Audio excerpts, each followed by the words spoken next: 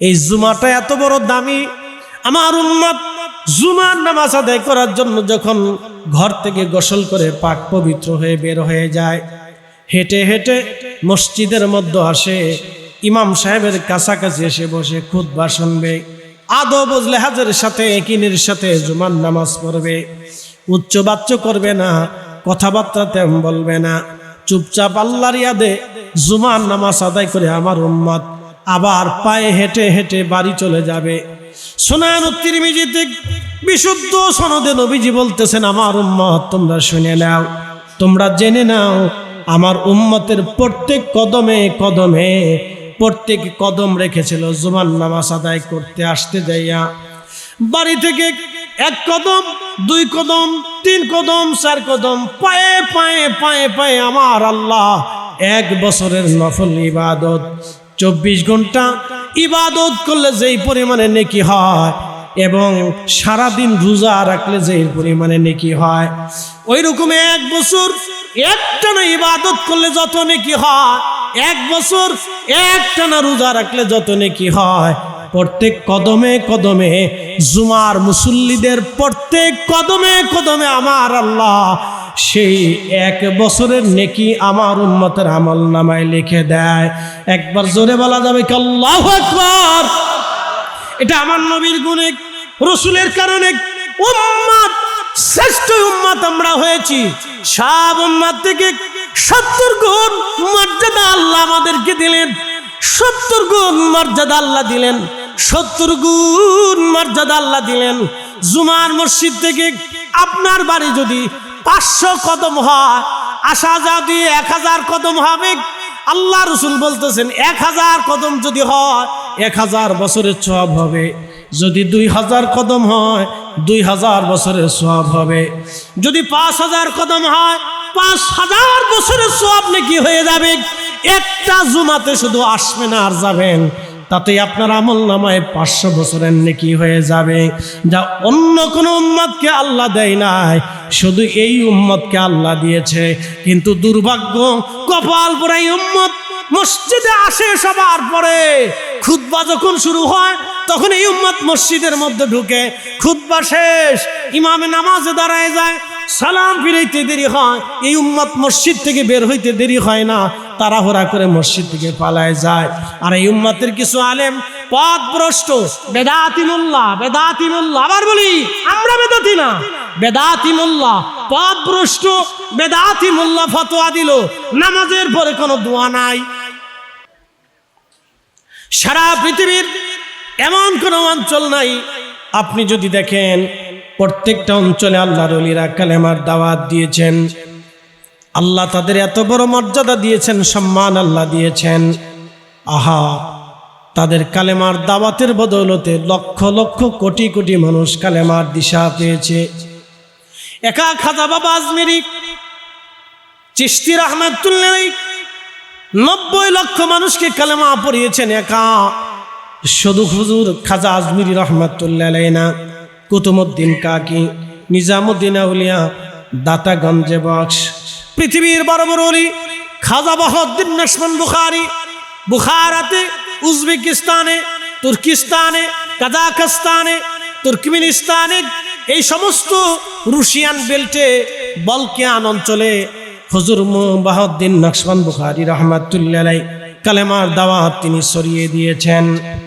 আজ যদি আপনি বসনিয়া যান, হার্জেগানিয়া যান, চেচনিয়া যান, রাশিয়া যান, মস্কো যান, পৃথিবীর দুর্ভেদ্য অঞ্চলগুলিতে আপনি যদি যান, আপনি যদি কিরগিজস্তান যান, আর্মেনিয়া যান, আপনি যদি পৃথিবীর ইউরোপের, ইউরোপের সেনজেন, আনসেনজেন, পৃথিবীর বড় বড় উন্নত বিশ্বগুলিতে যদি যান, হুজুর বাহাউদ্দিন নাশবন্দ বুখারী রাহমাতুল্লাহর অবদানের কারণে এই জমিনে কালেমার দাওয়াত পৌঁছিয়েছে। আল্লাহর ওলি নাই কোথায়? যেখানে আল্লাহর ওলি সেখানে মুসলিমদের বিজয়, তলোয়ার দিয়ে তারা বিজয় করে নাই। শুধু তলোয়ারের জোরে না, শুধু তলোয়ারের জোরে না, আল্লাহ প্রদত্ত ক্ষমতা দিয়া নিয়ামতের জোরে কালেমার দাওয়াত তারা জমিনে প্রচার করেছেন। সেদিন শাহজালাল ইয়ামানি মুজাররিদ রাহমাতুল্লাহ আলাইহি যদি সিলেটের জমিনে সুরমা নদীর উপরে যায় নামাজ বিছাইতে না পারতেন, তাহলে আজকে সিলেটের জমিন না বাংলায় কালেমা খুঁজে পেতেন না। উনি যদি যায় নামাজ বিছাইতে না পারতেন তাহলে বাংলায় ইসলাম আপনি পেতেন না। এইভাবে হুজুর খাজা মাইনুদ্দিন চিশতি রাহমাতুল্লাহ আলাইহি সেই দিন যদি আনা সাগরের পানি একটা লুটার ভিতরে আনতে না পারতেন তাহলে আজকের ভারতবর্ষে আপনি ইসলাম এইভাবে খুঁজে পেতেন না। মুজাদ্দিদ আল ফিসানি সিরহিন্দি ফারুকি রাহিমাহুল্লাহ সম্রাট আকবর ও জাহাঙ্গীরের বিরুদ্ধে সেই দিন জেলখানার মধ্যে সিংহের খাঁচার ভিতরে যদি উনি নামাজ পড়তে না পারতেন তাহলে আজকের ইসলাম আপনি এইভাবে খুঁজে পেতেন না। আল্লাহর ওলিদের কারণে ইসলাম পেয়েছি। ওলিদের তরিকা কিয়ামত পর্যন্ত চলবে। ওলিদেরকে আমরা ভালোবাসবো, ওলিদেরকে মহাব্বত করব, কিন্তু সেজদার মালিক আমার আল্লাহ, সেজদার মালিক আমার আল্লাহ। আল্লাহর ওলিদেরকে আমরা সেজদা দেব না কিন্তু ভালোবাসবো, জিয়ারত করব। কথা বলেন ঠিক কিনা? হযরত মুসা আলাইহিস সালামের জমানাতে রানিং চলতেছে, বৃষ্টি নাই। বনি ইসরাইলের লোকজন এসে মুসা আলাইহিস সালামকে বলেন, হে আল্লাহর নবী, বহুদিন হলো বৃষ্টি হয় না, বৃষ্টির অভাবে গাছ মরে যাচ্ছে, খেজুর গাছ শুকিয়ে যাচ্ছে, ঘাস তরুলতা পাতা মরে যাচ্ছে, আমাদের পশুগুলি দুর্বল হয়ে যাচ্ছে, উটের দুধ কমে গেছে, বৃষ্টির অভাবে আমরা কষ্টের মধ্যে আছি, আপনি আল্লাহর কাছে দোয়া করে দেন যাতে আল্লাহ বৃষ্টি দেয়। মুসা আলাইহিস সালাম বলেন, আমার উম্মত তাহলে এক কাজ করো, চলো আমরা সবাই মিলে সালাতুল ইস্তিসকার নামাজ আদায় করি। সমস্ত উম্মত নিয়ে গেলেন মুসা আলাইহিস সালাম, বললেন বনি ইসরাইলের একজন মানুষও ঘরের মধ্যে থাকবা না, সবাই বৃষ্টির জন্য সালাতুল ইস্তিসকার নামাজের জন্য চলে আসো। একজন বনি ইসরাইল ঘরের মধ্যে থাকবা না, একজন কালমা পড়নে বলা আমার উম্মত ঘরের মধ্যে থাকতে পারবা না, সবাই আসো। বিরাট বড় মাঠের মধ্যে লক্ষ লক্ষ বনি ইসরাইল হযরত মুসা আলাইহিস সালামের সাথে সালাতুল ইস্তিসকার নামাজ পড়ে বৃষ্টির জন্য দোয়া করার জন্য একত্রিত হয়ে গেলেন। লক্ষ লক্ষ বনি ইসরাইল উপস্থিত হয়ে গেলেন হযরত মুসা আলাইহিস সালামের সাথে। নামাজ পড়লেন হযরত মুসা নবী। নামাজ শেষ করার পরে মুসা আলাইহিস সালাম উম্মত নিয়ে হাত বাড়ালেন, আল্লাহ আপনি আমাদেরকে বৃষ্টি দেন, আল্লাহ বৃষ্টি দেন। ইমাম আবুল ফারাজ ইবনুল জৌজি রাহমাতুল্লাহ আলাইহি উয়ুনুল হাকায়াতের মধ্যে তিনি লিখতেছেন, বৃষ্টির জন্য নবী মুসা আলাইহিস সালাম উম্মত নিয়ে দোয়া করলেন। দোয়া করার পরে বৃষ্টি তো হলোই না, আর আকাশে দুই চারটা মেঘখণ্ড যা ছিল সব উড়ে আকাশ থেকে অন্যদিকে চলে গেল। আরো বেশি গরম পড়া শুরু করলো। সালাতুল ইস্তিসকার জন্য সমস্ত মানুষদেরকে একত্রিত করতে হয়। গত বছরের আগের বছরে বাংলাদেশে বৃষ্টিপাত কমে গেল। আমরা দেখলাম অনেকে সালাতুল ইস্তিসকার নামাজ পড়েছে, কোথাও 200 লোক, কোথাও 300 লোক। কেউ নামাজ পড়ায়, কেউ আবার ভিডিও করে, কেউ আবার ছবি তুলে, কেউ মুনাজাত করে, কেউ আবার ছায়া বইয়ে থাকে। বনি ইসরাইলের সমস্ত মানুষেরা বলল, হুজুর বৃষ্টি তো হলো না, উপায় কি? হযরতে মুসা কালিমুল্লাহ আলাইহিস সালাতু ওয়াস সালাম ডাক দিয়ে বললেন, তোমাদের মধ্যে যে গুনাহ করছো সে চলে যাও, যে গুনাহ করো নাই সে বসে থাকো। একে একে যেতে যেতে যেতে যেতে লক্ষ লক্ষ উম্মত চলে গেল, কিছু মানুষ বসে রইল। আবার সালাতুল ইস্তিসকার আমার দোয়া করলেন মুসা আলাইহিস সালাম, বৃষ্টি তো হলোই না, আরো গরম শুরু হয়ে গেল। বৃষ্টি তো হলোই না, আরো গরম পড়ছে। বনি ইসরাইল বলল, মুসা গো, ও নবী কি হলো? বৃষ্টি তো হলোই না, আরো গরম শুরু করছে, সহ্য করতে পারতেছি না। এবার হযরত সাইয়্যিদুনা মুসা কালিমুল্লাহ বললেন, আমার উম্মত শুনে নাও, তোমরা একটা গুনাহ যে করছো সে চলে যাও। একসাথে করেন আল্লাহু আকবার। কয়টা গুনাহ? জোরে বলেন কয়টা? একটা গুনাহ যে করছো সে চলে যাও, একটা গুনাহ যে করে নাই সে বসে থাকো। বিরাট পরীক্ষা। যেতে যেতে যেতে যেতে সব চলে গেল। লক্ষ লক্ষ মানুষের মাঠ একেবারে ফাঁকা হয়ে গেল। মুসা আলাইহিস সালাম বসে রয়েছে, দেখি কয়জন থাকে আর কয়জন যায়।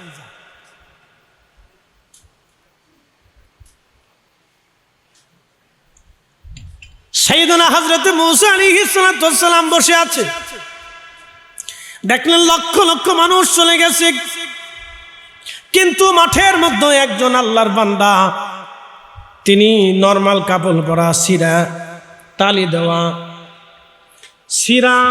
তালি দেওয়া নরমাল কাপড় পরা, অন্ধ,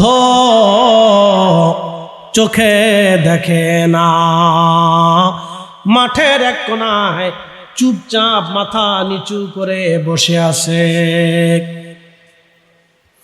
সাইয়েদনা মূসা আলাইহিস সালাম হাতের লাঠি নিয়ে ধীরে ধীরে হাঁটতে হাঁটতে তিনি মাঠের কোনায় চলে গেলেন। এই অন্ধের সামনে যে দাঁড়ায় সালাম দিলেন, অন্ধ, তুমি কি আমার ঘোষণা শোনো নাই? আমি ঘোষণা করেছিলাম একটা গুনাহগার আছে সে চলে যাও, একটা গুনাহগার নাই সে বসে থাকো। আরে অন্ধ, আমি মূসার ঘোষণা কি তুমি শোনো নাই? বনি ইসরাইলের একটা মানুষ এখানে নাই, সব চলে গেছে। অন্ধ, তুমি কেন বসে আছো? অন্ধ ডাক দে বলল, মূসা রে, ও মূসা, আল্লাহর নবী মূসা, নবীউনা মূসা কালিমুল্লাহ, শুনে নেন।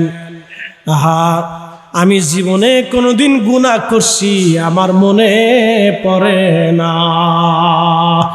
একসাথে জোরে বলেন আল্লাহু আকবার। না না, আরো জোরে জোরে জোরে জোরে জোরে জোরে জোরে। আমরা তো মানুষ। সাইয়েদনা মূসা কালিমুল্লাহর উম্মত। অন্ধ ডাক দিয়ে বলল, হুজুর, তবে একটা ভুল করেছিলাম। আমি কি করেছিলাম? ভুল করছিলাম। গুনাহ হয়েছে কিনা জানি না, একটা ভুল করছিলাম। যদি ভুলটা গুনাহ হয় তো আমি চলে যাব, আর যদি গুনাহ না হয় তো আমি বসে থাকবো। বলে, অন্ধ, কি ভুল করছিলা তুমি বলো দেখেন। ইখলাস কি? অন্ধ, কি ভুল করছো তুমি বলো। অন্ধ ডাক দিয়ে বলতেছে, হুজুর, আমি সদর রাস্তা দিয়ে হেঁটে হেঁটে যাচ্ছিলাম। সদর রাস্তা দিয়ে হেঁটে হেঁটে যাওয়ার সময় এক রাস্তার পাশে একটা বাড়ি ছিল। বাড়ির সদর দরজা, প্রধান দরজা খোলা রাখা ছিল। সদর দরজা খোলা রাখার কারণে ভিতরের দরজাও খোলা রাখা ছিল। ভিতরে একজন বেগানা নারী, অর্থাৎ আপনারা তো জানেন অভ্যন্তরে ঘরের বাহিরে নারীরা তাদের ইচ্ছা মতো থাকতেই পারে। অভ্যন্তরে নারীরা তাদের ইচ্ছা মতো তো থাকতেই পারে। ওই অন্ধ ডাক দিয়ে বলতে, হুজুর, আমি রাস্তা দিয়ে হেঁটে যাওয়ার সময় সদর দরজায় চোখ পড়ে গেল। সদর দরজায় যখন চোখ পড়েছে আমার, আমি অন্দর মহলের দিকে চোখ চলে গেল, ওই বেগানা নারীর দিকে আমার চোখ পড়ে গেল। হুজুর, সাথে সাথে আমি আমার চোখটাকে ঘুরাইলাম। হৃদয়, আমার দিলকে, আমার কালকে, আমার আত্মাকে, আমার নাফসকে, আমার রুহকে ধমক দিয়ে বললাম, এ রুহু, আজকে তুই আমাকে সদর দরজার দিকে ঘোরাইয়া এই চোখটাকে অন্দর মহলের বেগানা নারীর দিকে ঘোরাই নিলি। আজকে চোখ আর রাখবো না, এই চোখ আমি ফেলে দেব, নষ্ট করে ফেলবো। বলে, হুজুর, আমি আমার নিজের হাতে চোখ অন্ধ করে দিয়েছিলাম। আমি অন্ধ হয়ে গেছি। আমি অন্ধ ইচ্ছা করে হয়েছি যাতে গুনাহ থেকে আমি বাঁচতে পারি। হুজুর, এটা যদি আমার অপরাধ হয়, আমার যদি গুনাহ হয়ে থাকে, তাহলে আমি চলে যাব, আর গুনাহ যদি না হয় তাহলে আমি বসে থাকবো। সাইয়েদনা মূসা আলাইহিস সালাম ডাক দিয়ে বলেন, আরে অন্ধ, তোমার গুনাহ হয় নাই, তুমি বসে থাকো। আজকে তুমি দোয়া করলে আল্লাহর আকাশ থেকে বৃষ্টি নাজিল হবে। না না, হয় না, আরো জোরে জোরে জোরে জোরে। সারা পৃথিবীর ভিতরে যত সৃষ্টি আছে, সব সৃষ্টি থেকে আল্লাহ মানুষদেরকে শ্রেষ্ঠত্ব দিলেন। এই মানব জাতির ভিতরে 2,24,000 নবী এবং রসুল আল্লাহ দুনিয়াতে পাঠালেন। সাইয়েদুনা আবুল বাশার আদম আলাইহিস সালাতু ওয়াস সালাম থেকে হযরত সাইয়েদুনা ঈসা রুহুল্লাহ আলাইহিস সালাতু ওয়াস সালাম পর্যন্ত আল্লাহ 2,24,000 মতান্তরে 1,24,000 নবী এবং রসুল পাঠালেন। প্রত্যেক নবীদের উম্মত ছিল। কোন নবীর একজন উম্মত ছিল, কোন নবীর 3 জন উম্মত ছিল, কোন নবীর সামান্য কয়েকজন উম্মত ছিল, কোন নবীর একটা কম উম্মত ছিল।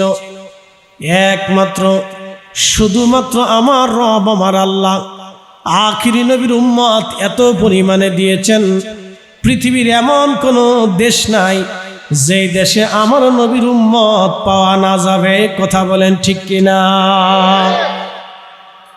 পৃথিবীর মধ্যে যেই জমিনের উপর আপনি এখন বসে আছেন, এই পৃথিবীটাকে বলা হয় জড় জগৎ, দুনিয়ার জগৎ বলা হয়। এই পৃথিবীর পরে আপনি আর একটা জগতে চলে যাবেন, সেটার নাম আলমে বারজাখের জগৎ, যেটাকে কবরের জগৎ বলা হয়। দুনিয়ায় যে জগতে আপনার অনুভূতি আছে, জীবন আছে, কথাবার্তা বলতে পারেন, চলতে পারেন, সংসার করতে পারেন, বন্ধুত্ব করতে পারেন, আলমে বরজখের জগতে একটু ভিন্নতা আছে। আলমে বরজখেও আপনার সুখ আসবে, দুঃখ আসবে, এবং সেইখানে বিচার আচার হবে, শাস্তি হবে। আর আলমে বরজখের একটা জীবন আছে। এই জন্য কবরের পাশে দাঁড়াইয়া সালাম দেন, আসসালামু আলাইকুম ইয়া হালাল কবর, হে কবরওয়ালারা, তোমাদের উপরে আল্লাহর পক্ষ থেকে শান্তি বর্ষিত হোক। আপনি কবরের পাশে দাঁড়াইয়া যখন সালাম দেন, তখন কবরওয়ালারা আপনার সালামের জবাব দেয়। আপনাকে দেখে, আপনার কথা তারা শোনে, কিন্তু আপনি তাদের দেখেন না, আপনি তাদের কথা শোনেন না। একসাথে জোরে বলা যাবে কি আল্লাহু আকবার। সব নবীদের থেকে আমার আল্লাহ, সব নবীর উম্মত থেকে আল্লাহ আমাদের নবীর উম্মতকে, এই উম্মত আমাদেরকে আল্লাহ 70 গুণ মর্যাদা দিয়েছেন, 70 গুণ মর্যাদা। তার ভিতর একটা মর্যাদার নাম হচ্ছে মারহুমা। মারহুমা, মারহুমা কি? সাহাবে কেরাম জিজ্ঞেস করলেন, ইয়া রাসূলুল্লাহ, মারহুমা তো বুঝলাম না, মারহুমা কি? নবীজি বললেন, সাহাবীরা রে, আমার উম্মতের একটা বৈশিষ্ট্য আল্লাহ দিয়ে দিয়েছেন, আমার উম্মত গুনাহ নিয়ে কবরে গেলেও গুনাহ মাফ নিয়ে আমার উম্মত হাসরের ময়দানে দাঁড়াবে। সুবহানাল্লাহ বলবেন না? হযরতে আল্লাহর মেহবুব নবীজি বললেন, আমার উম্মত তোমরা শোনো, গুনাহ মাফ নিয়ে হাসরের ময়দানে উঠবে। সাহাবে কেরাম বলেন, ইয়া রাসূলুল্লাহ, গুনাহ কেন মাফ হবে? কিসের কারণে গুনাহ মাফ হবে? নবীজি জবাব দিলেন, সাহাবীরা রে, আমার উম্মতের ইন্তেকালের পরে উম্মতের বিশেষ বিশেষ কিছু ব্যক্তি থাকবে, যাদের সন্তান, কারো পিতামাতা, কারো ভাই বেরাদার, আত্মীয় স্বজন, গ্রামবাসী, প্রতিবেশী, তার তরিকত ও মহাব্বতের মানুষ থাকবে।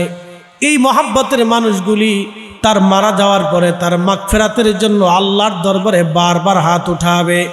একসাথে বলবেন আল্লাহু আকবার। এই উম্মতের এরকম পার্সন আছে না নাই? না আছে দেখি বৃষ্টি হয়। যে অকাম কুকাম এদেশের মানুষ করে, মুসলমান মানুষ কই কেমনে? মুসলমান তো আরো পরে। আপনি চলে যান তো ইউরোপে, ওরা খাবারের আগে মদ খায়, খাবারের ভিতরে মদ খায়, খাবারের পরে মদ খায়, ওদের নারীরা হাফ প্যান্ট পরে রাস্তা দিয়ে আড়ে। আপনি তো নাউজুবিল্লাহ বলেন, কিন্তু জানতো ওদের খাবারে ভেজাল নাই, পানিতে ভেজাল নাই, দুধে ভেজাল নাই, বাচ্চার খাবারে ভেজাল নাই, মিথ্যা বলে না, আদালতে মিথ্যা সাক্ষী দেয় না। আর আমাদের বাংলাদেশে মামলা শুরু হয় মিথ্যা দিয়ে। কি আসতে কোন কেন জোরে বলে? মামলা 100% মামলা এদেশে হলে 99টা মিথ্যা মামলা হয়। সাক্ষী যদি 100 জন সাক্ষী উপস্থিত হয়, তো 99 জন মিথ্যাবাদী। এরা মামলা করার আগে উকিলের কাছে যায়, বলে উকিল সাহেব কোন সিস্টেমে মামলা করলে মামলা গাড়ি হবে এটা দেখা। উকিলও চিন্তা করে পয়সা পাবো আমি, অসুবিধা কি? সিস্টেম দেখে দেখে এই সিস্টেমে মামলা করেন, মামলাটা খুব মজবুত হবে। ইস বাঙালি আবার এসে নামাজের সেজদার মধ্যে শয়তানে হাসার পর তোর মতো সিটার আবার কেডা আছে রে? মিথ্যা মামলা দিয়ে এসে আবার সিটারি করিস, মিথ্যা সাক্ষ্য দিয়ে আল্লাহর কাছে শয়তান কোথাকার। শয়তান চিন্তা করে আমি বাংলাদেশে আসলাম কে? এই অবস্থা আমার দেশে। আপনি জানতো ইউরোপে একটা লোককে আপনি মিথ্যা সাক্ষ্য দিতে পারবেন, একটা অর্ধ উলঙ্গ নারী মিথ্যা সাক্ষ্য দিবেন। জানতো আপনি আদালতে ঘুষ খাওয়াইতে পারবেন না। অত খাবার আগে মদ খায়, খাবার পরে মদ খায়, খাবারের ভিতরে মদ খায়।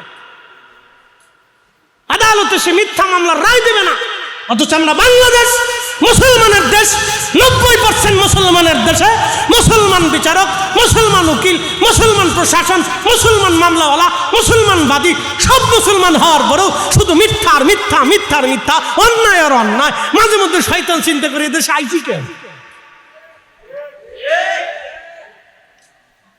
মানুষই তো হইতে পারিনি, মুসলমান কবে হবে? আপনি মানুষের কাতারে আছেন, আমরা তো মানুষই হইতে পারিনি, তো মুসলমান হবে কবে? মুসলমান তো অনেক ঊর্ধ্বের জাত। ইয়া রাব্বি, মুসলমান অনেক ঊর্ধ্বের জাত। জানেন মুসলমান কাকে বলে? আল মুসলিমুনা মান সালিমাল মুসলিমুনা মিন লিসানিহি ওয়া ইয়াদিহি। মুসলমান তো তাকেই বলে যার হাত থেকে আরেক মুসলমান নিরাপদ থাকবে। মুসলমান তো তাকেই বলে যার চোখ থেকে আরেক মুসলমান নিরাপদ থাকবে, তার জবান থেকে আরেক মুসলমান নিরাপদ থাকবে। আমরা প্রতিবেশীরে দেখতে পারি না, প্রতিবেশীর সীমানার কাছে গাছ লাগাইয়া গাছটারে আস্তে করে ধাক্কা দিয়ে ওইদিকে ঘুরাই দিছি, ওর দিকে চলে যা। গাছের গুঁড়া আমার জমিতে, গাছের ডালপালা ওর বাড়ির উপরে। শয়তান কোথাকার।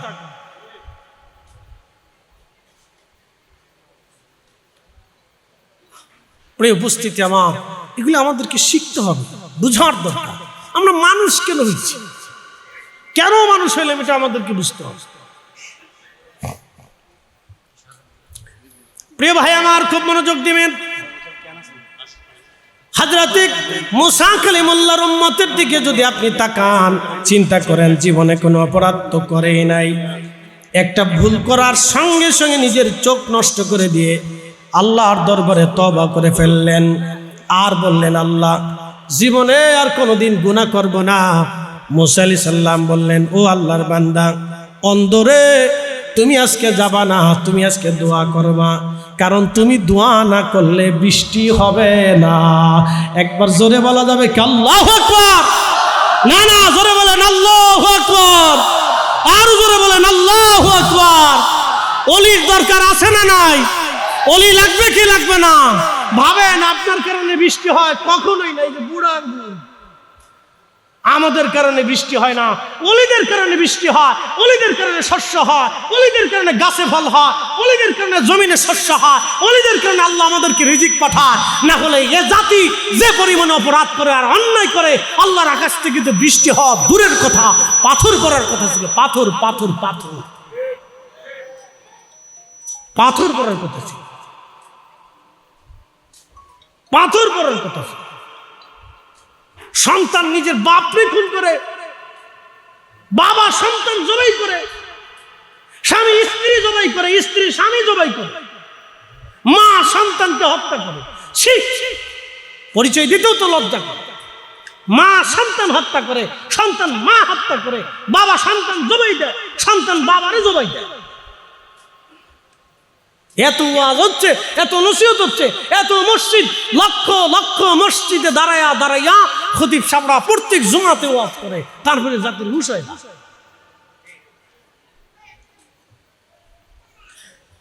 তারপরে জাতির হুঁশ হয় না। এরা এখনো রাস্তার কোনায় বাথরুম করে। কি কথা কেন হাসেন কেন? রাস্তার কোনার দ্বারায় মান কিছু খানায় বাথরুম করে দিই। এরে জাতি।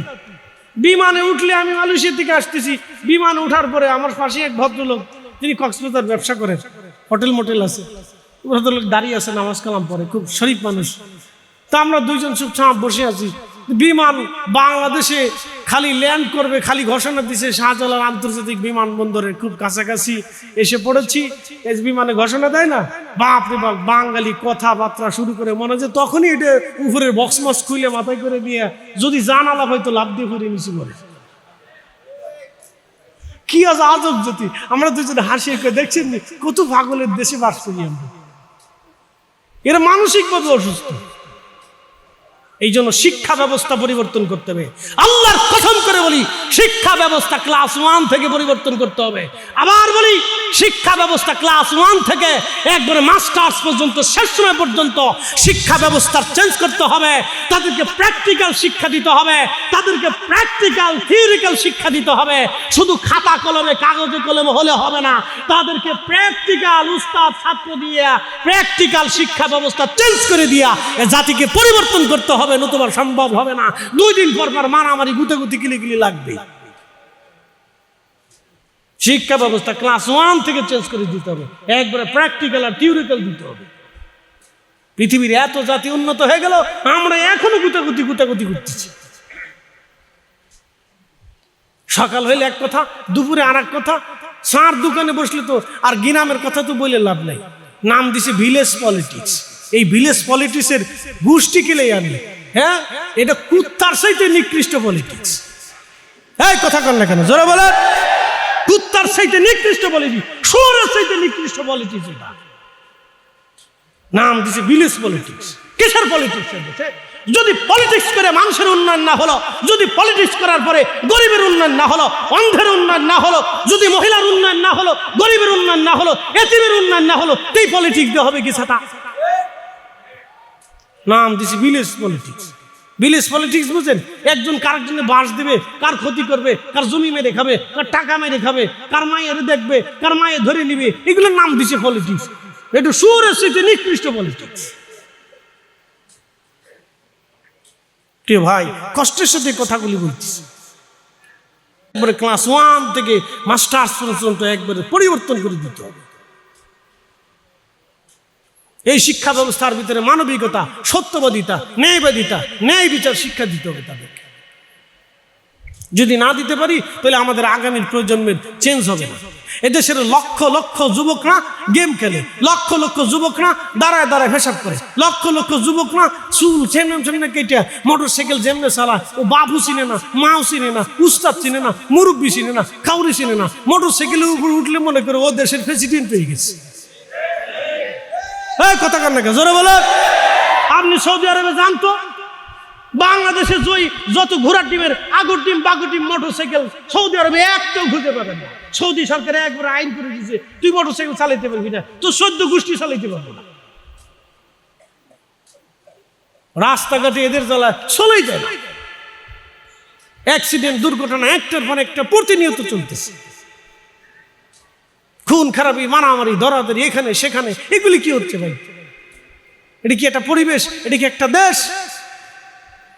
আপনি যদি চলে যান সৌদি, চলে যান উন্নত বিশ্বগুলি, তাদের ছেলেবেলে কত আদবওয়ালা, কত সুন্দরওয়ালা, রাস্তায় চলতেছে, কাজ করতেছে, তারা ডান বামে তাকানোরই সময় নেই।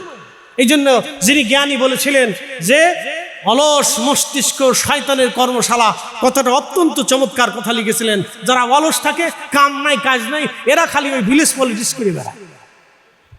এরে ক্ষতি করবে, এরে মারবে, এরে ধরবে, এর দোষ, হের দোষ, চার দোকানে, ফানের দোকানে, বিড়ির দোকানে, এই দোকানে, সেই দোকানে, বাপ রে বাপ। আর আমাদের দেশে আছে বাংলা সিনেমা, উরে বাপ রে বাপ। চার দোকানে যখন চালায় দেয় তখন 3 কিলোমিটার দূর থেকে আওয়াজ হয়, ঢুসুম ঢুসুম ঢুসুম ঢুসুম ঢুসুম ঢুসুম ঢুসুম ঢুসুম। বাংলা সিনেমা, এই সিনেমা বাচ্চা কাচ্চা নিয়ে বসে দেখতে পারবেন? লজ্জায় আপনার মাথা হেঁটে আসবে যে এরা আবার মানুষ হয় কেন? নাম দিছে চিত্র জগৎ, এদের পিছনে লাগিয়েছে স্টার, তারকা। শয়তানে চিন্তা করে ওরা যদি তারকা হয় তাহলে আমি শয়তান কেমনে হইলাম? বুঝতে পারছেন? উচিত কথা বললে হুজুর ভালো না। ওদেরকে শিখতে হবে, বুঝতে হবে আমরা মানুষ, সর্বশ্রেষ্ঠ জীব মানুষ আমরা। একসাথে বলবেন আল্লাহু আকবার। না না, আরো জোরে বলেন, জোরে বলেন, জোরে জোরে। আমরা সর্বশ্রেষ্ঠ জীব মানুষ। শোনেন, রহমতের নবী মদিনাতে মুনারাতে গেলেন।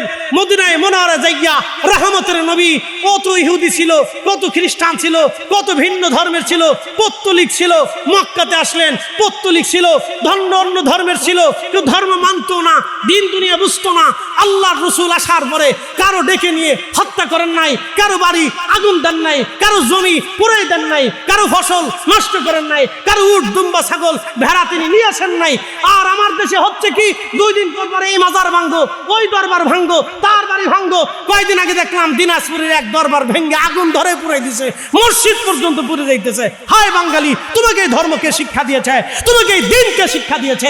রহমতের নবীর কাছে হিন্দু নিরাপদ ছিল, খ্রিস্টান নিরাপদ ছিল, ইহুদি নিরাপদ ছিল।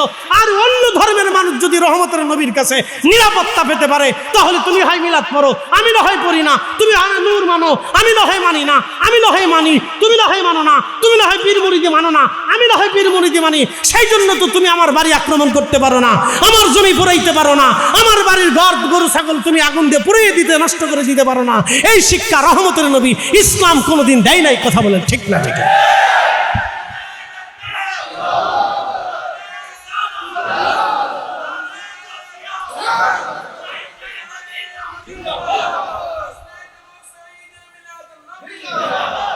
নাম দিছে তৌহিদি জনতা। ইস, তোমার তৌহিদি জনতা কে শিখাইছে তোমাকে? তৌহিদি জনতা রাসূলের উপরে কে তৌহিদ জানতো? সাহাবী কিরামের উপরে কে তৌহিদ বুঝতো? দেখান কোন সাহাবীর জীবনে, দেখান হযরত আবু বকরের জীবনে, দেখান হযরত ওমরের জীবনে, দেখান হযরত ওমর খলিফাতুল মুসলিমিন, কত বড় খলিফা, বাংলাদেশের মতো 200 দেশের খলিফা, বর্তমান ইরান, বর্তমান ইরাক, ওমান, ইয়ামান, কাতার, দুবাই, বাহরাইন, সৌদি আরব, জর্দান। উম্মতে মারহুমা 70টা মর্যাদার ভিতরে একটা মর্যাদা উম্মতে মারহুমা। নবীজি বলে গেলেন আমার উম্মত আর একটা মর্যাদা হবে, সেই মর্যাদাটা হলো আমার উম্মতের হায়াত কম হবে, আমার উম্মতের নেকিও কম হবে, কিন্তু বেনিফিট পাবে 70 গুণ বেশি। একসাথে বলবেন না সুবহানাল্লাহ? কত গুণ পাবে? 70 গুণ বেশি পাবে। এ নবীর উম্মত ভালো করে শুনে যান, রব্বুল আলামিন আমাদেরকে একটা দিন দিলেন, দিনের নাম জুমআ। নাম কি? জুমআ। দিনের নাম হচ্ছে জুমআ, সাইয়্যিদুল আইয়াম। দিনের মধ্যে সবচেয়ে দামি দিন, শ্রেষ্ঠ দিনের নাম জুমআর দিন হলো দিনের সর্দার, সাইয়্যিদুল আইয়াম। এই দিন তরবিয়ত দেওয়া আলেমদের দায়িত্ব।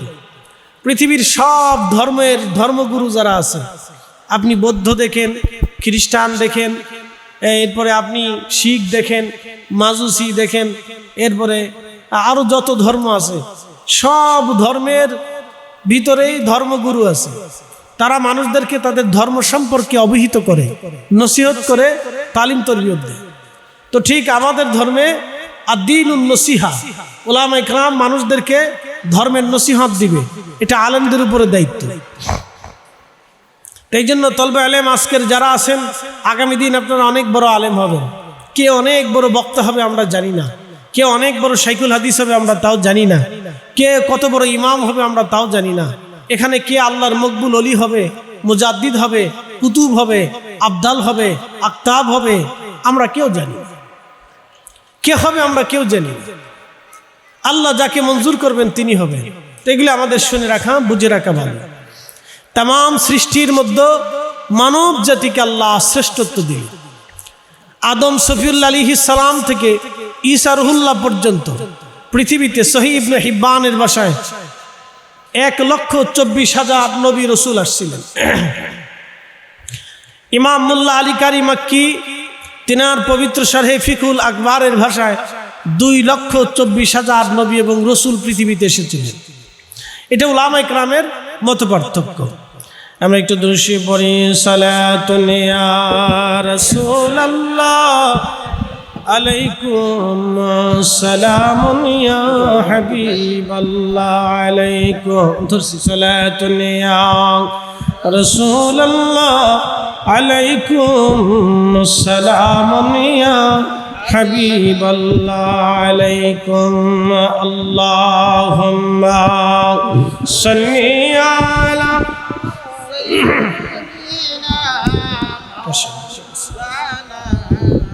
মুহাম্মদ ওয়া আলা আলি সাইয়্যিদিনা। বাড়ি বাড়ি কররে মন, এ বাড়ি ঘর তোমার না, যেই বাড়িতে শুইবারে মন, কবর তাহার ঠিকানা। আল্লাহুম্মা সাল্লি আলা, আহা মাশাআল্লাহ, আল্লাহু আকবার, লানা মুহাম্মাদ আলা আলি সাইয়্যিদিনা।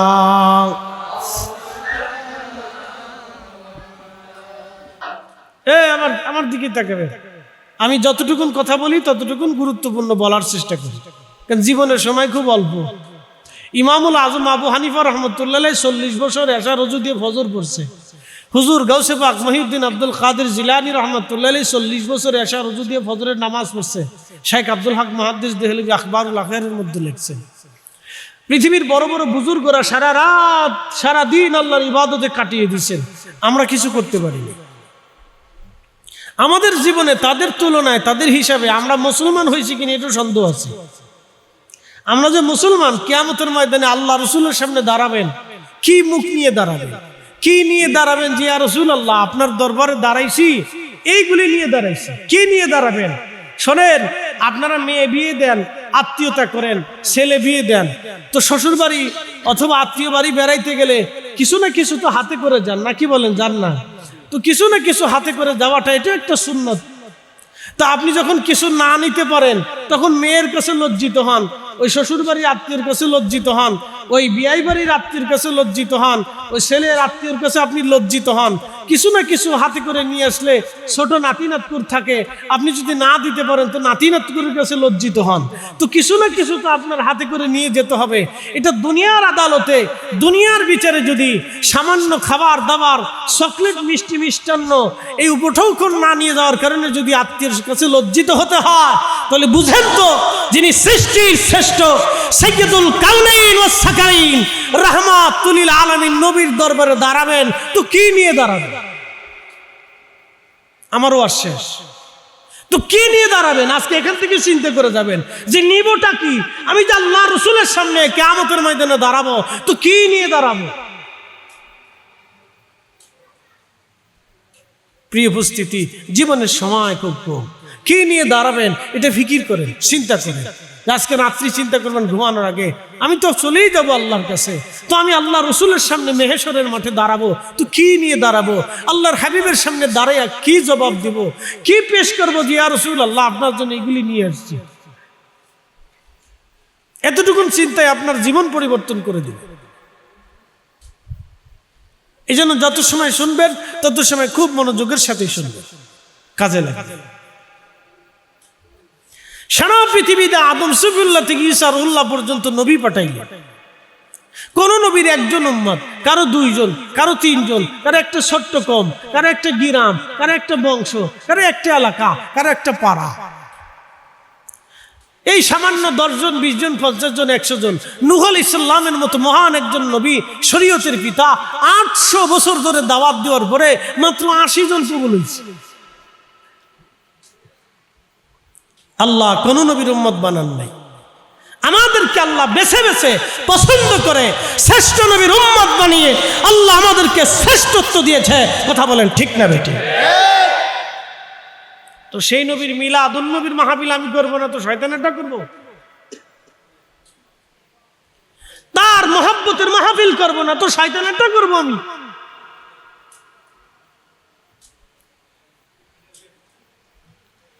প্রিয় উপস্থিতি হাজিরিন, খুবই মনোযোগের সাথে কথাগুলি শুনবেন। না আরো জোরে জোরে জোরে জোরে। শ্রোতা, বক্তা, আলেম ওলামা, উস্তাদ, মাশেখ, তলাবায়ে কেরাম, জোয়ান, বৃদ্ধ, শিক্ষিত, অশিক্ষিত, ধনী আর দরিদ্র, আমরা কেউ কি গুনাহ ছাড়া আছি? আমরা সবাই গুনাহ নিয়েই কবরে যাই। কিছু না কিছু গুনাহ আমাদের শরীরে লেগে থাকে, কিছু না কিছু গুনাহ নিয়ে আমরা কবরে চলে যাই। তো উপায় কি হবে? আল্লাহ রাসূল বলেন, উম্মত চিন্তা নাই, আল্লাহ 70টা মর্যাদা দিছে, তার ভিতরে একটা মর্যাদা আল্লাহ আমার উম্মতকে দিছে, মারহুমা।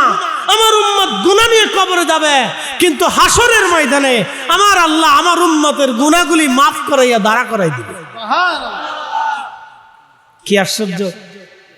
এদিকে আমাদের গুণে না রসুলের গুণে? নবীর গুণে। আমাদের গুণে হইছে না, নবীর গুণে হইছে। প্রিয় উপস্থিতি হাজিরিন, খুব মনোযোগ দিবেন। কিসের জন্য? মাগফিরাতের জন্য।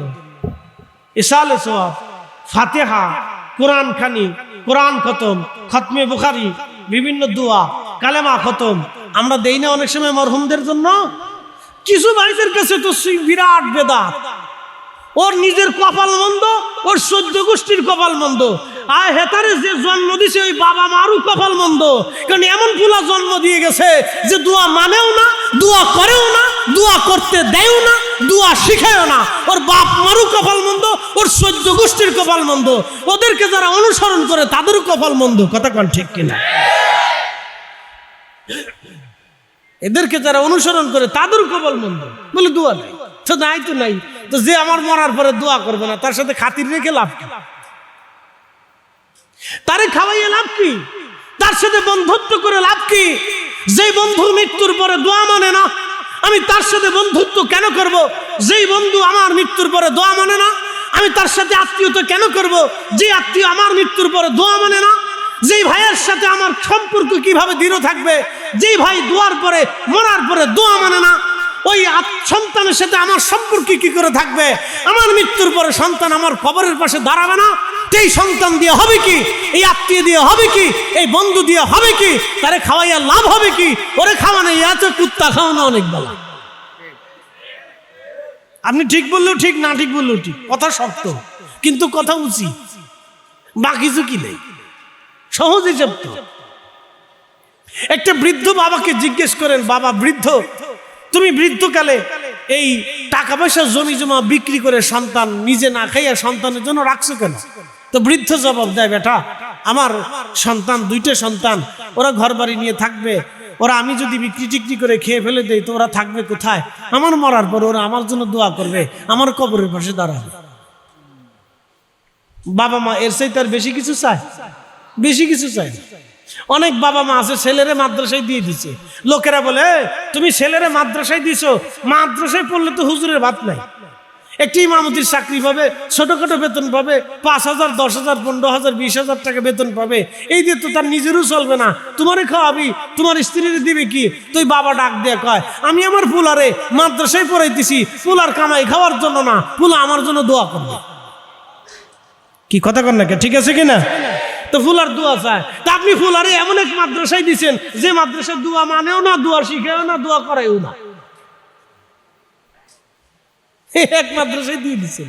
বিরাট বড় মাদ্রাসা, দেখছেন 4-5টা বিল্ডিং আছে, বিরাট বড় বড় হুজুর আছে, 2-4-5 হাজার ছাত্র আছে, দেখে মাদ্রাসায় দিয়ে দিচ্ছেন। ওরে সর্বনাশ, কত বড় মাদ্রাসা! তো মাদ্রাসা ধুয়ে কি আপনি পানি খাবেন? মাদ্রাসা ধুয়ে কি আপনি তাবিজ গলায় গলায় দিয়ে দিবেন মাদ্রাসার ওই ইট বালি নিয়ে? তো কি হবে? তো মাদ্রাসার থেকে ছেলে বের হইয়া এই আলেম যদি দোয়াই না করলো, দোয়াই না মানলো, তো আলেম দিয়ে হবে কি? ও তলবে আলেম দিয়ে হবে কি? তার মাদ্রাসায় পড়াই হবে কি? কথা কন না, ঠিক কিনা? প্রিয় উপস্থিতি আমার, এগুলি বুঝে যেতে হবে। উম্মতে মারহুমা আমরা। কেন? দোয়া হবে। একসাথে বলেন কি হবে? না, জোরে বলেন কি হবে? দোয়া হবে, দোয়া, দোয়া। প্রিয় উপস্থিতি হাজিরিন, কি কথা কন না কেন? জোরে বলেন। বেদাতি কি আমরা? কথা কন না কেন? বেদাতি কি আমরা? এই আহলে সুন্নাত ওয়াল জামাত বেদাতি না, আহলে সুন্নাত ওয়াল জামাত কাদিম। আহলে সুন্নাত ওয়াল জামাত জমিনে দ্বীন দিয়েছে। হুজুর গাউসে পাকের আওলাদের মাজার জিয়ারত করে আসছি কয়েকদিন আগে মালয়েশিয়ার মালাক্কা থেকে সাগরের প্রণালীর ভিতরে একটা ছোট্ট দ্বীপ পোলাও বুসারে হুজুর গাউসে পাকের আওলাদ, রসুলের আওলাদ হযরত আল্লামা সুলতানুল আরিফিন শাইখ ইসমাইল হযরত বাগদাদি আল হাসানি ওয়াল হুসাইনি রাদিয়াল্লাহু আনহু, আমার রসুলের আওলাদ হুজুর গাউসে পাকের সন্তান, তিনি হযরত ইসমাইল বাগদাদি আল হাসানি আল হুসাইনির মাজার জিয়ারত করে এসেছি। এ মুসলমান শুনে রাখেন, আল্লাহর ওলি যেখানে গেছে দ্বীন সেখানে প্রতিষ্ঠিত হয়েছে। কথা বলেন ঠিক না? আমরা হতভাগ্য জাতি, পাওয়ার পরেও আমরা ছেড়ে দিই, পাওয়ার পরেও ভুলে দেই, পাওয়ার পরেও ভুলে দেই, ছেড়ে দিই। প্রিয় উপস্থিতি হাজিরিন, মনোযোগ দিবেন। আমরা তাদের সেজদা না, সেজদা দিয়ে তাদেরকে খুশি করা যায় না। আপনি যদি আমার সামনে এসে সেজদা দেন, আল্লাহর কসম করে বলতেছি, তাহলে আপনার জান আমি রাখবো না, কারণ সেজদা পাওয়ার যোগ্য আমি না, সেজদা পাওয়ার মালিক আমার আল্লাহ।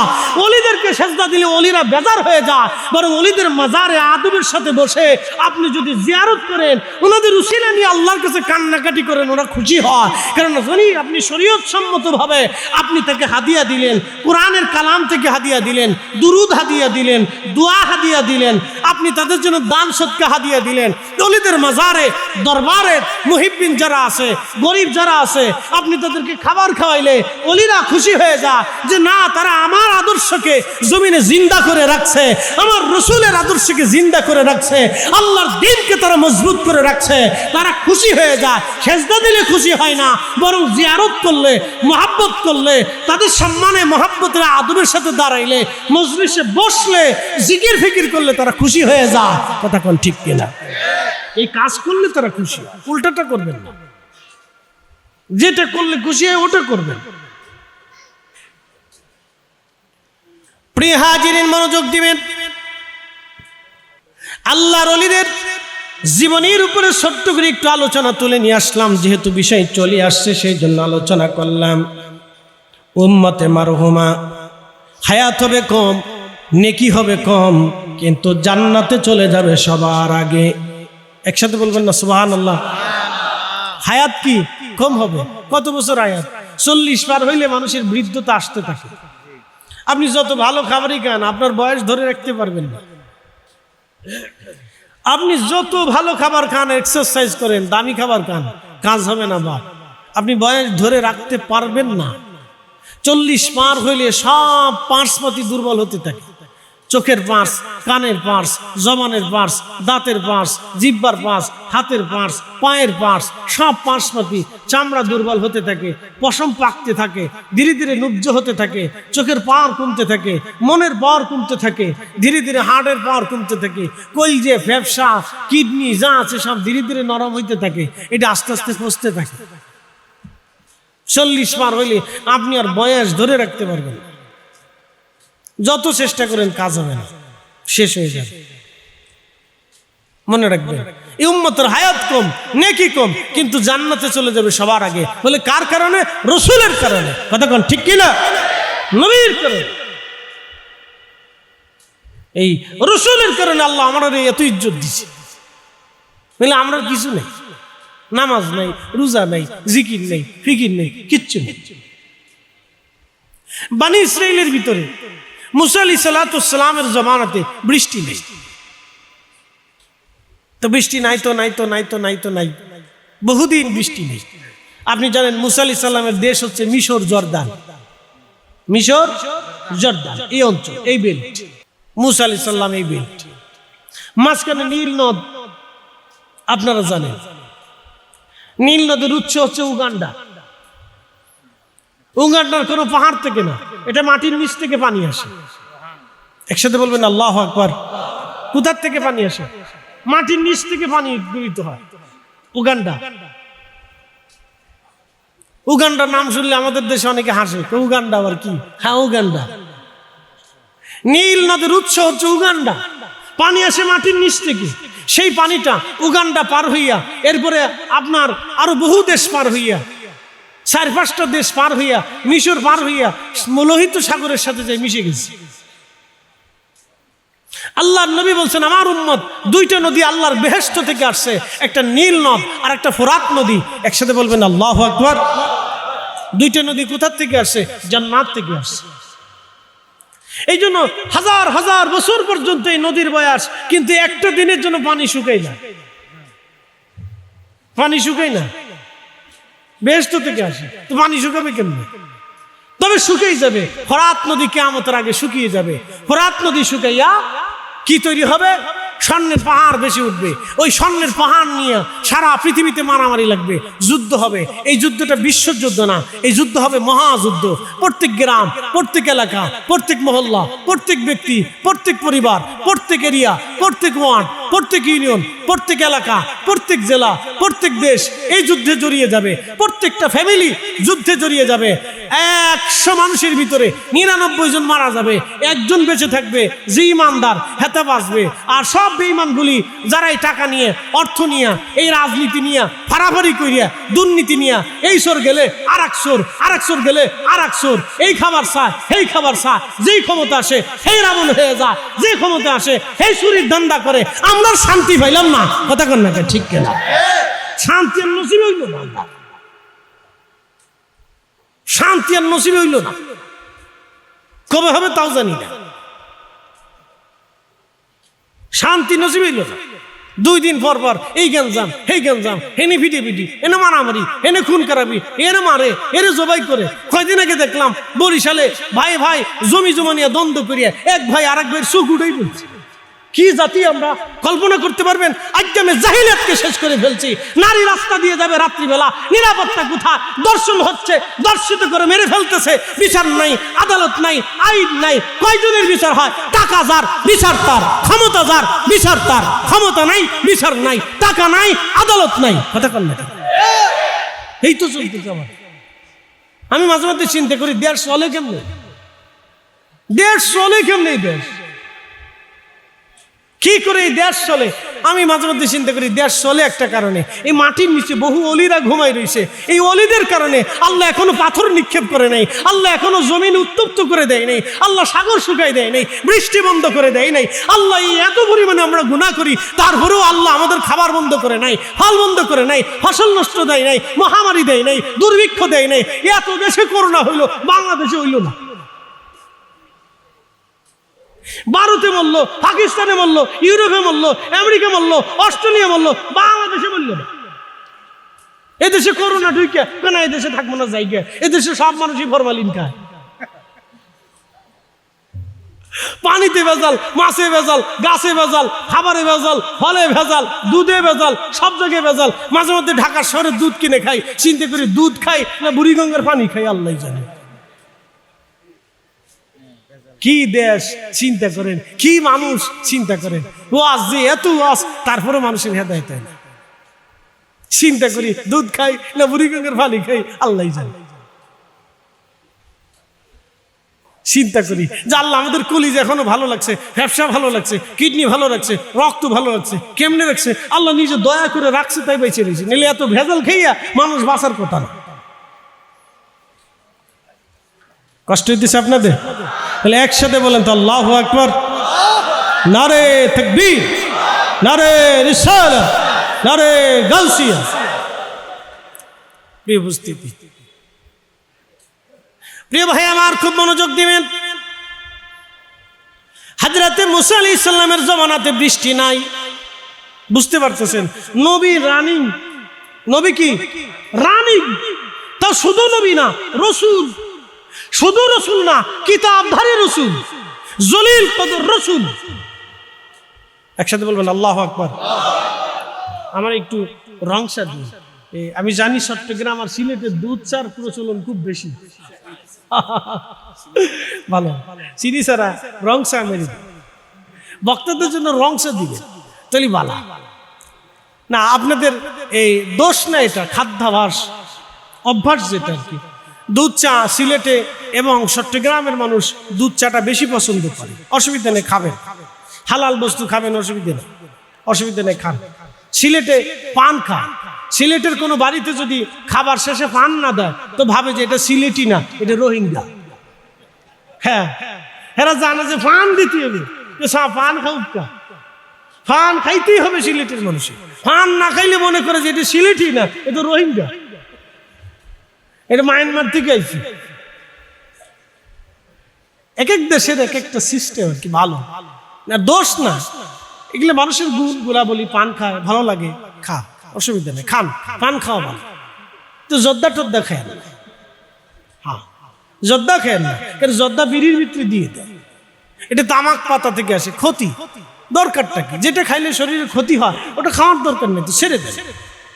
পান খান, অসুবিধা নেই। সুবরি খান, এটা গাছের ফল, উপকার আছে, খান, অসুবিধা নেই। তবে সুর এটা বেশি খায় না, তো ভিতরে জ্বলে যাবে, ফুরিয়ে যাবে, দরকার নাই। বুঝে বুঝে খান। হযরত মুসা আলাইহিস সালাতু সালাম সব উম্মত নিয়ে নামাজে দাঁড়াইলে সালাতুল ইস্তিসকা পড়তে হলে আপনার ইউনিয়নের কেউ বাড়ির মধ্যে থাকবে না, সবাইকে মাঠের মধ্যে একত্রিত হতে হবে। ইমাম সাহেব সবাইকে নিয়ে নামাজ পড়বে, একসাথে তওবা করবে, আল্লাহর দরবারে কান্নাকাটি করবে। তাহলে আশা করা যায় আল্লাহর আকাশ থেকে বৃষ্টি আসবে। কিন্তু 6 জনে পড়বেন, 2 জনে চেয়ে থাকবেন, 3 জনে ব্যবসায় চলে যাবেন, আর 10 জনে নামাজ পড়বেন, এলেই বৃষ্টি আশা করা যায়। সব বনি ইসরাইল আসছে, আসার পরে নামাজে দাঁড়াইছে, দোয়া করতেছে, রানিং জলিল কদর পয়গম্বর দোয়া করতেছে, কিন্তু আকাশ থেকে মেঘ চলে গেল। উম্মতের আবার এসে বললেন, ওহে আল্লাহর নবী, আমরা তো সবাই ইস্তিসকা পড়লাম, দোয়া করলাম, কিন্তু বৃষ্টি হলো না, আকাশে মেঘ যা ছিল তা তো উড়ে চলে গেল। নবী গো, উপায়টা কি, হলোটা কি আমাদের? মুসা আলাইহিস সালাম জবাব দিলেন, আমার বনি ইসরাইল উম্মতেরা, তোমাদের ভিতরে যে জীবনে গুনাহ করছো, গুনাহ যে করছো সে চলে যাও, যে গুনাহ করো নাই সে বসে থাকো। যে গুনাহ করো নাই সে বসে থাকো, আর যে গুনাহ করছো চলে যাও। এখন যদি মাহফিলে বলা হয় যে মাহফিল শেষ, আমার পরে তাইরি ভাই ওয়াজ করবে, তাইরি ভাই ওয়াজ শেষে মোনাজাতের আগে যদি বলে যারা গুনাহ করছেন তারা চলে যাবেন, যারা গুনাহ করেন নাই তারা বসে থাকবেন, তাবারক চারে দেওয়া হবে। এবার বলেন তো, তাবারক এই বাচ্চা কাচ্চা ছাড়া আর কারো নসিব হবে না। কথা কথা কি না? যিনি বলবে তিনার নসিব হবে না, তো জায়গা আমু জায়গা, এই তালিকা আমু নাই। আর আমি যদি বলি তো আমি আগে ঘুমো এই তালিকা, কিন্তু আমি নিজেও নাই। চলেন সব জায়গায় বাচ্চা কাচ্চা ওদের তাবারক দিয়ে যাইবে।